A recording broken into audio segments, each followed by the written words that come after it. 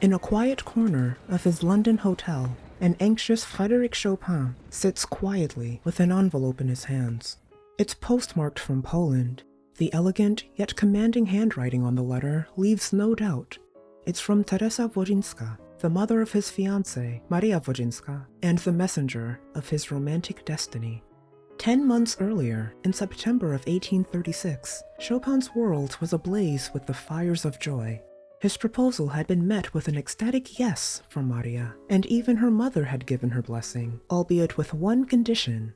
They must keep their engagement secret until the family's patriarchs could be persuaded.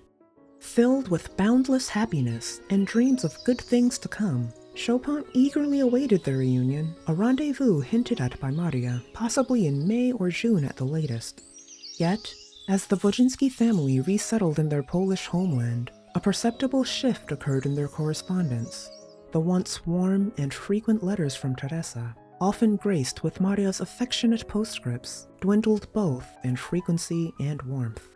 May and June arrived, yet they passed like fleeting whispers, with no echo of the reunion once hinted at by Maria.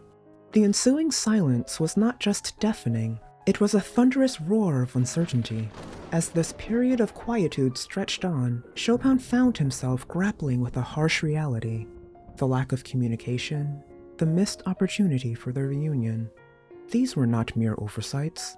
Gradually, it became clear to him that the Wodzińskis might have had a change of heart, and as the days passed without a word, Chopin's hopes for a shared future with Maria dimmed into the shadows of doubt. Now, in the dimly lit room of his London haven, Chopin holds the decisive letter in his hands. As his eyes trace the lines of text, its words deliver a verdict as merciless as a thunderbolt. His engagement to Maria is no more. This letter in London marks a tragic conclusion to Chopin's decade-long association with the Wodzińskis, a relationship that was born in the gentle embrace of friendship, music, and affection, forged in a distant time and place, ultimately leaves an indelible mark upon Chopin's heart that he never could have foreseen. Chopin's connection to the Wodziński family took root against the backdrop of early 19th century Warsaw. In the 1810s, Nicolas Chopin, the composer's father, established a boarding school for boys right within their family's apartment in the Saxon Palace. The school, typically accommodating a modest 6 to 10 students, was dedicated to shaping young minds for the challenges of higher education. Nicolas, renowned for his educational prowess and unwavering commitment to excellence, swiftly became a prominent figure in the eyes of Warsaw's elite. His school earned a reputation for its uncompromising standards of education, attracting affluent families willing to part with substantial fees to secure a coveted spot for their sons. Among the fortunate boys who found their home at Nicolas Chopin's school were the Wodziński brothers, Antoni, Kazimierz, and Felix, sons of Count Vincente Wodziński, a prominent and wealthy landowner.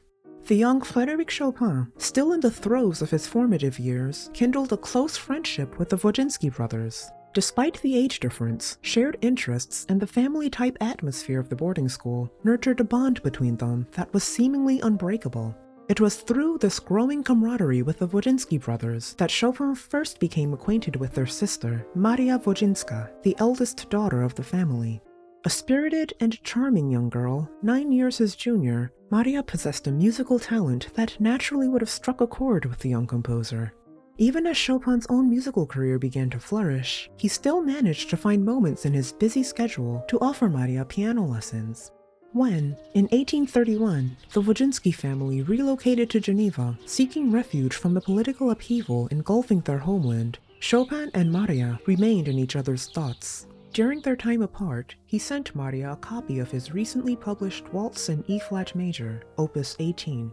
This gesture was more than a simple exchange of music. It was a tribute bearing the inscription, Hommage à Mademoiselle M.W. de la part de son ancien professeur, F.F. Chopin. Maria responded in kind, gifting Chopin a collection of her own compositions.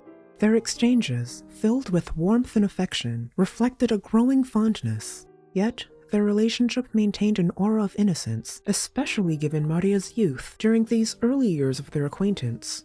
The The two were brought together by music, friendship, and a connection that would have the potential to evolve into something special. But fate had a number of unexpected twists and turns in store for them, in ways neither could have imagined. 4 long years would pass before the pair would meet again. In the meantime, the Wodziński family had shifted their residence to Dresden, joining the patriarch of their clan, Maria's uncle, Maciej Wodziński, who had settled there a few years earlier. Once comfortably settled in their new home, the Wodzińskis extended a gracious invitation to Chopin, an offer he eagerly accepted. Around the same time, Chopin received news from his parents, whom he had not seen in nearly half a decade. Their message bore the exciting tidings of a vacation in Karlsbad, a town not far from Dresden. Chopin seized this golden opportunity, altering his course to rendezvous with them. The ensuing month was a wonderfully joyful time spent with family. In letters to his sisters, Chopin expressed the overwhelming elation that enveloped them, writing, "Our joy is indescribable. We don't stop telling each other how many times we have been thinking of one another. I am at the height of my happiness." Yet, unbeknownst to him at the time, this would be the last time that Chopin would ever see his parents again. Upon his arrival in Dresden in late September, a familiar face greeted Chopin with open arms, his old friend Frédéric Wodziński. Guided by Felix, Chopin found his way to the Wodziński family abode, where the allure of Maria's presence instantly captivated him. The joy of reuniting with old friends faded before the enchantment he felt in her company. Maria had transformed from the young girl he remembered into an attractive 16-year-old maiden, graced with a slender figure, sun-kissed complexion, jet-black locks, and captivating, expressive eyes.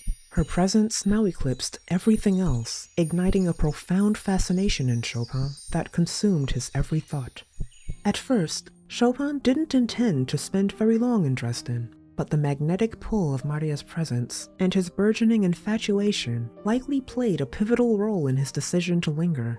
Ultimately, he remained with the Wodziński family for a full 2 weeks. During this time, Chopin and Maria found themselves in each other's constant company, their interactions gently overseen by Maria's mother, Teresa. Teresa Wodzińska was a striking presence in her own right, her personality marked by a certain maternal affection and a dominating influence within the family. This aspect of her character, while subtle initially, would later reveal itself more prominently, particularly in her interactions with Chopin. Despite her protective instincts, Teresa allowed her daughter to spend countless hours with Chopin, who was obviously smitten. It was a decision that seemed uncharacteristic, given her otherwise controlling demeanor, permitting a deep bond to blossom between the young composer and her daughter. Perhaps this was rooted in her personal fondness for Chopin. At first, Teresa's demeanor towards the young composer bore a maternal touch, as though she regarded him as a fourth son. Her letters to him carried a motherly tone, brimming with advice and concern for his well-being, urging him not to overexert himself. However, while Teresa may have been content with Chopin in an adopted son type of role, the notion of him as a potential son-in-law likely struck a disagreeable note. She couldn't have been oblivious to Chopin's growing affection for Maria. Although she held a certain fondness for him, she may have deemed him as less than ideal as a suitable match for her daughter. To Teresa, a mere musician with a delicate constitution might not have been the most desirable spouse. Moreover, she was probably well aware that the male members of her family would not readily embrace such a union. If indeed she harbored these reservations, she did not actively intervene to curtail the blossoming relationship. At least not yet. She permitted Chopin and Maria to nurture their intense connection, albeit under her watchful eye. One evening, in a bid to further endear himself to the Wodziński family, Chopin obliged Teresa's request to perform at a party she'd organized. The event, graced by esteemed Polish guests, was Teresa's opportunity to establish her status as a distinguished hostess, showcasing Chopin, a rising star in the musical firmament, as the evening's highlight. Motivated by a desire to uplift the spirits of his compatriots in attendance, Chopin incorporated an old Polish hymn into the evening's program, one resonating with potent nationalistic overtones, a choice made more poignant by the ongoing Russian occupation of Poland. However, this seemingly innocent artistic decision would have unforeseen consequences. Among the attendees were 2 Russian nationals who, perturbed by the provocative nature of Chopin's performance, promptly reported it to the Russian embassy. The aftermath of this report was swift and severe. The Wodziński family, having hosted the event, now found themselves under intense pressure to vacate Dresden, their social standing jeopardized by the political implications of the party. For Chopin, the consequences extended beyond that single night. His choice of material thrust him into the political spotlight, potentially marking him as a figure of dissent in an era where such associations were perilous. This sudden development would have especially troubled Maria's father, Vincente Wodziński. In a society where political allegiances could determine one's safety and status, Vincente likely grew increasingly anxious about his daughter's association with a musician now seen as challenging the established political order. On September 26, 1835, with heavy hearts, Chopin bid farewell to the Wodziński family, promising to reunite with them in the following year. This parting was not merely a physical separation, it marked a poignant juncture in the evolving relationship between Chopin and Maria. Shortly after Chopin's departure, Maria took up her pen, pouring her heart into a long letter destined for him. Her words, written with the ink of emotions, painted a vivid picture of the family's emotional turmoil following his departure and hinted at the depth of her feelings. She wrote, "On Saturday, after you left us, we all walked sadly about the drawing room, where you had been with us a few minutes earlier. Our eyes were filled with tears. My father soon came home and was upset at not having been able to say goodbye. My mother kept on reminding us mournfully of some little characteristics of her 4th son, Fryderyk, as she calls you. Felix looked quite dejected. Kazimierz tried to make his usual jokes, but they didn't come off, for he was acting the comedian, half laughing and half crying. Papa made fun of us and laughed too, but it was only to prevent himself from crying. At 11, the singing master came. The lesson went very badly, for we couldn't sing. You were the sole topic of conversation. No one could touch anything at dinner. We kept on looking at your usual place, at the table, and then at Fryderyk's corner. The little chair is still in its place, and will probably stay there as long as we are in this house." Upon reading these words, Chopin surely couldn't help but find solace and encouragement. The letter not only conveyed Maria's growing affection, but also hinted at a level of familial acceptance that made the prospect of their union appear all the more plausible. However, at that moment, Chopin remained unaware that other events were about to unfurl, adding layers of complexity to their situation. Known for his delicate constitution, Chopin had long been admonished by friends and family to take better care of his health. Yet, his unwavering devotion to music and his demanding schedule often led him to neglect this counsel. The excitement and exertion of the recent weeks during his travels took a significant toll on his health. While on his way back to Paris, he fell seriously ill in Heidelberg, Germany, a turn of events that would have profound implications. Mindful of the concerns surrounding his health and not wanting to distress the Wodziński family or jeopardize his budding relationship with Maria, Chopin chose to remain silent about his illness. However, rumors began to circulate, and soon, word of his tragic demise spread throughout Germany. This disconcerting news reached his parents, plunging them into a state of overwhelming grief. It was only after weeks of agonizing silence that Chopin's family finally received a letter from him, dispelling their fears with confirmation of his survival. The relief in his father Nicholas's reply was palpable. Never was a letter more longed for or more impatiently awaited than the one we have just received.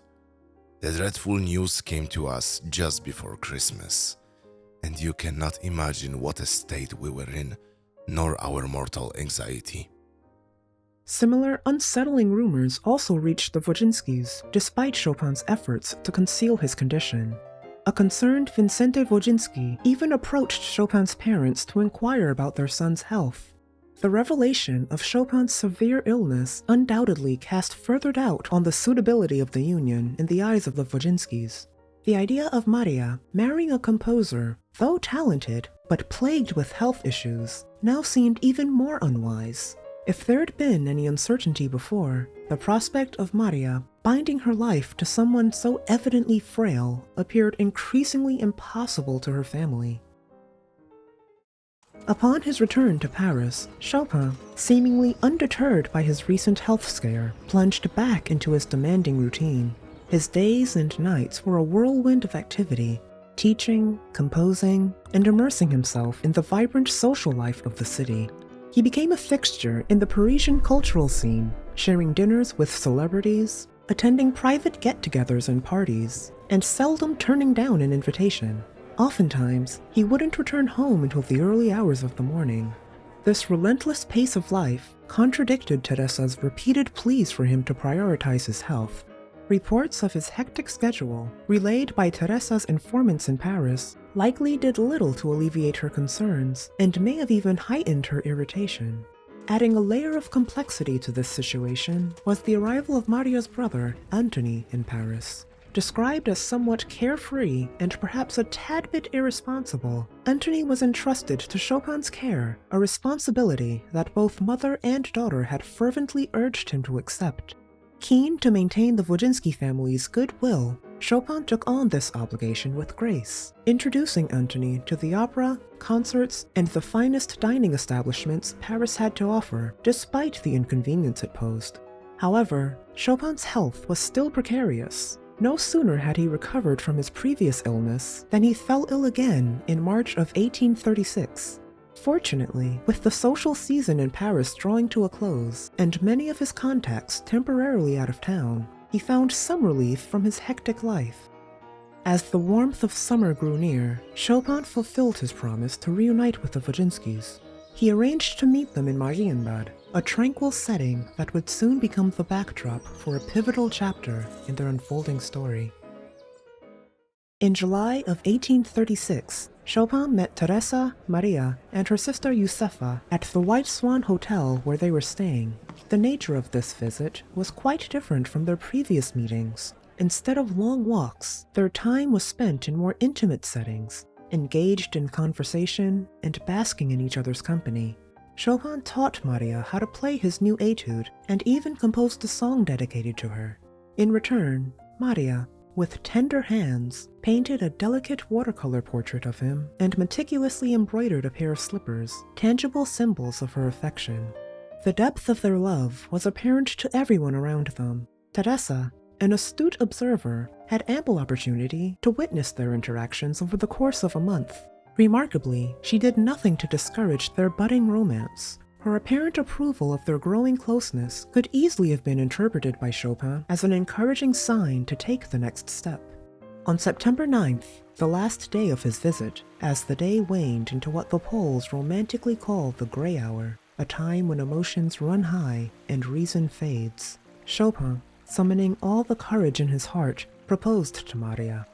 Maria's joyous acceptance was a testament to the depth of their love, and for a brief moment they reveled in the sublime happiness of their shared future. Eagerly, Maria rushed to inform her mother of the joyous news. Teresa, caught off guard and suffering from a painful toothache, gave her blessing to the union somewhat impulsively. In a letter penned to Chopin shortly after the proposal, she candidly expressed her mixed feelings, stating, I cannot get over my regret at your having to leave on Saturday. We did not discuss it sufficiently. Don't imagine that I should think of taking back what I said. No, but we should have carefully decided on the line to be followed.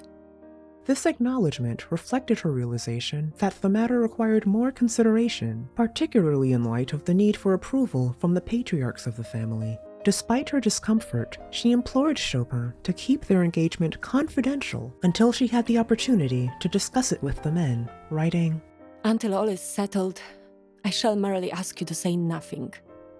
Teresa also reiterated her deep concern for Chopin's well-being, a sentiment she had expressed many times before. Look after your health, for everything depends on that.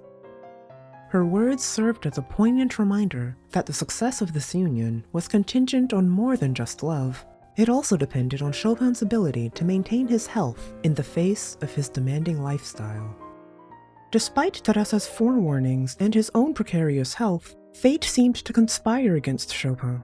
Upon his return to Paris, he was once again struck down by illness, its symptoms manifesting in relentless coughing fits, spitting up blood, and a raging fever. This unexpected turn of events served as a harsh reminder of the fragility of his health, casting a looming shadow over his envisioned future. Meanwhile, the Wodzińskis were diligently preparing for their long-awaited return to their homeland, marking the end of their 5-year exile. With this impending move came another pressing consideration, the question of where Chopin and Maria would establish their home if they were to wed. There hung in the air an unspoken expectation from the Wodzińskis that Chopin would relocate to Poland. Maria, in a telling postscript to one of her letters, dropped a hint about this anticipation. Now we are off to Warsaw as fast as we can go. I'm looking forward to seeing your family, and next year, you yourself. Chopin's financial circumstances at the time did not offer a robust enough foundation to support a wife and the potential of a growing family. Moreover, departing from Paris, the epicenter of Europe's artistic vibrancy, to settle in the Polish countryside would inevitably stifle his burgeoning career. Undoubtedly, the implications of such a move weighed heavily upon Chopin, though his personal reflections on this dilemma remain unknown. Yet, in the midst of these uncertainties, Chopin clung to a flicker of optimism. Maria's words in that same letter's postscript, "Goodbye until May or June at the latest," likely filled his heart with hopeful visions of a shared future with her. Little did he know that he was about to embark on a roller coaster of emotions that would test the limits of his endurance. While in Paris, Chopin's life was a whirlwind of teaching, socializing, and performing. He found himself in the company of numerous celebrities, including Liszt, Meyerbeer, Berlioz, the renowned singer Adolphe Nuit, and most notably, George Sand. Sand, the most famous female writer of the era, was destined to play a central role in Chopin's life. However, at this time, Chopin found her unattractive, even a bit repulsive, and paid her little attention. His thoughts were singularly consumed by Maria. Unfortunately, as soon as the Wodzińskis returned to Poland, there was a noticeable shift in their correspondence with Chopin. The frequency of their letters diminished, and the tone underwent a significant transformation. Teresa's letters became dull and chatty, conspicuously avoiding any mention of the engagement. Despite her earlier request for Chopin to keep the engagement confidential until she could discuss it with the male family members, there was still no word from her about their opinions, even as Christmas came and went without any update.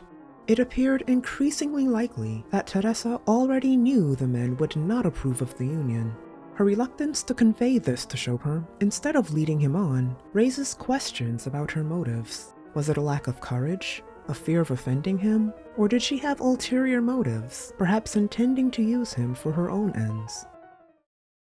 During this period of uncertainty, Chopin showered both mother and daughter with an array of gifts, including an elegant red leather-bound book of music with Maria's name inscribed in gold, autographs of famous Parisians, and even a brand-new Pleyel piano.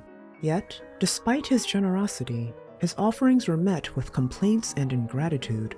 In one of her infrequent letters, Teresa wrote, "It is a long, long time since we received your letter, followed shortly afterwards by the parcel of music which I shall rather scold you than thank you for sending. How could you send that keepsake? Another thing, when you wrote about the piano, you did not state what payment was to be made. We must know in advance in order to get the money together." Teresa's demanding tone, more fitting for a conversation with a servant than one of the most celebrated composer-pianists of the time, became emblematic of her correspondence following the family's move to Poland. Even more telling was the increasing detachment in Maria's postscripts. The warmth that once flowed from her words had dwindled, replaced by requests that Chopin felt obligated to fulfill. She wrote, Kazimierz told me that our piano at Służewo is so broken down that it can't be played on. So think about Pleyel for us. And My best thanks for the autographs. And please, may we have more? Mama told me to write that. what Chopin must have felt during this time can only be surmised. His friends in Paris tried to lure him away on vacations abroad, but he remained steadfast in the city, clinging to the hope of news from the Wodzińskis. Meanwhile, his health deteriorated once again, marked by a severe cough, high fever, and hemorrhaging. By early 1837, with May or June fast approaching and no word about the anticipated reunion, Chopin found himself in a state of mental turmoil. In desperation, he even sought the counsel of a famous clairvoyant who predicted a happy resolution to his marital aspirations. But then, a letter from Maria arrived, casting a shadow over these hopeful predictions. I can only write these few words to thank you for the pretty book you sent me. I shall not say with what joy I received it. Words would not suffice. Please accept the assurance both of my sincere gratitude for it and of the lifelong attachment felt for you by all our family and particularly by your least gifted pupil and childhood friend. Adieu. Mama sends you a tender kiss. Little Teresa never ceases to speak of her Chopin. Adieu. Do not forget us. This concluding line, devoid of any mention of May or June at the latest, hinted at a foreboding distance. It was now clear that the Wodzińskis were retreating, creating a chasm between them and the future that Chopin had so fervently yearned for. Perhaps as an attempt to distract himself from the unsettling silence of the Wodzińskis, Chopin accepted an invitation from his friend Camille Pleyel, the esteemed piano maker, for vacation in London. Pleyel had crafted the piano Chopin sent to the Wodzińskis in Poland, and now he offered him a chance to escape the emotional turbulence back in Paris. Arriving in London on July 7, 1837, Chopin assumed the alias Mr. Fritz to maintain a low profile, seeking to experience the city incognito and unburdened by his celebrity. He found much to admire in London. In a letter to a friend, he marveled at the city's splendors. As for the English women, the horses, the palaces, the carriages, the wealth, the splendor, the space, the trees, everything from soap to razors, it's all extraordinary, all uniform, all very proper. However, even in the midst of his leisurely stay in London, the specter of his unresolved situation with the Wodzińskis loomed large. Near the end of his stay, a letter from Teresa arrived, piercing the bubble of his temporary refuge. In it, she delivered the disheartening proclamation: the engagement with her daughter Maria was over. The words of the letter, stark and irrevocable, fell heavily upon Chopin. In the bustling heart of London, he found himself confronting a poignant truth. The future he had envisioned with Maria, once filled with hopeful promises, had quietly slipped away into the realm of lost dreams. The letter from Teresa brought forth a tumultuous mix of relief and anguish. Relief, because the agonizing uncertainty was finally over and he had a definitive answer. Anguish, because the hopes and dreams that he had tenderly nurtured were shattered. Upon his return to Paris, Chopin penned a response to Teresa.